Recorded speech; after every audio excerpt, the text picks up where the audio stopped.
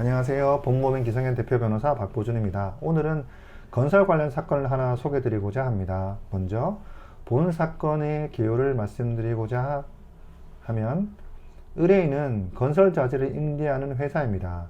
건설 자재라 하면 많은 종류가 있습니다만 그 중에서 가장 많이 알려진 것이 현장의 외벽, 바닥 등에 임시로 설치하는 가설물 및 자재 등을 임대하는 업체들을 보통은 얘기를 합니다. 2021년 초 의뢰인께서 본 현장에 철근 콘크리트 공사를 하도급 받은 B업체와 계약을 체결하였습니다. 그런데 현장에서 필요한 가설재를 3개월간 임대하는 조건이었고, 현장의 규모가 작지 않아서 임대한 자재의 월 임료만 3천만 원에 달했습니다. 하지만 B업체가 원청업체인 A업체와의 일반적으로 발생하는 일방적인 공사 타절 통보를 받게 되었고, 이후 A업체가 직영으로 이 현장을 시공으로 전환하였습니다. 기존에 임대한 가설재는 그대로 사용하면서도 임대인에게 가설재 임대료를 지급하지 않았습니다. 본업체의 사건은 원청업체의 갑질이자 횡포로 종종 비슷한 사례를 볼 수 있고, 자재를 대여하기 때문에 유치권 성립 요건이 되지 않는 경우가 태반입니다. 의뢰인께서는 먼저 자재 임대 계약을 체결한 B업체에게 임대료 지급 및 대여 자재 반출을 요구하였죠. 하지만 B업체는 원청업체인 A업체에게 일반적 공사 타절 및 자재 임대료에 대한 지급을 받지 못하였다고 얘기를 하면서 자기들은 반출해줄 권한이 없다고 얘기했습니다. 의뢰인께서는 현장에 설치된 가설재를 반출하려고 하였으나 A업체에서는 B업체에 대해 임대료를 지불했기 때문에 사용에 문제없다고 반출을 방해하였습니다.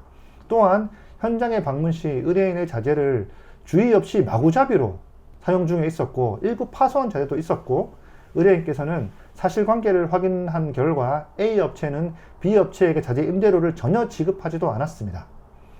이러한 사례는 건설업계의 구조상 비슷한 형태의 피해가 아주 자주 발생하고 있습니다.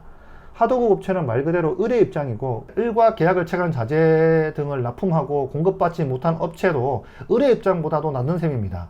공사 관련 소송에서 가장 유리한 방법은 결국 유치권 행사인데, 유치권 성립이라는 핵심은 건물의 개연성, 물건의 개연성인데 이건 참 어렵죠. 쉽게 해서 여러 가지 사례를 한번 들어보자면, 하청업체가 시공하고 자재 구입, 시공하였는데 대금 못 받았어요. 이러면 유치권 행사는 성립합니다. 왜?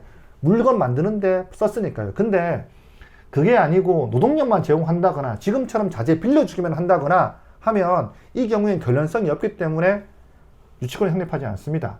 유치권 신고를 통해 공사를 진행할 수 없게 되면 결국 원청업체는 발주자에게 손해배상을 해야 함은 물론, 발주자 입장에서도 지연으로 인한 피해 때문에 협의가 가장 빠른 방법입니다. 하지만 단순 자재 납품이나 용역 제공으로 받지 못한 대금은 채권이기 때문에 채권은 다른 절차를 통해 청구하는 방법밖에 없습니다. 안타깝죠.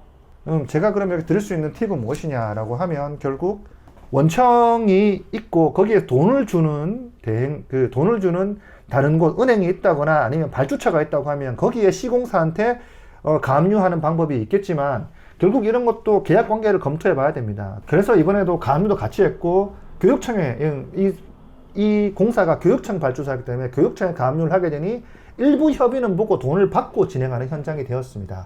그러니까 돈을 반드시 재판을 통해서 전부 다 받겠다고 생각하시면 시간이 오래 걸리고, 그 기간 내에 돈을 못 받기 때문에 돈을 못 받으면 결국 시공한 업체나 자재 업체 등은 힘들어질 수가 있겠죠.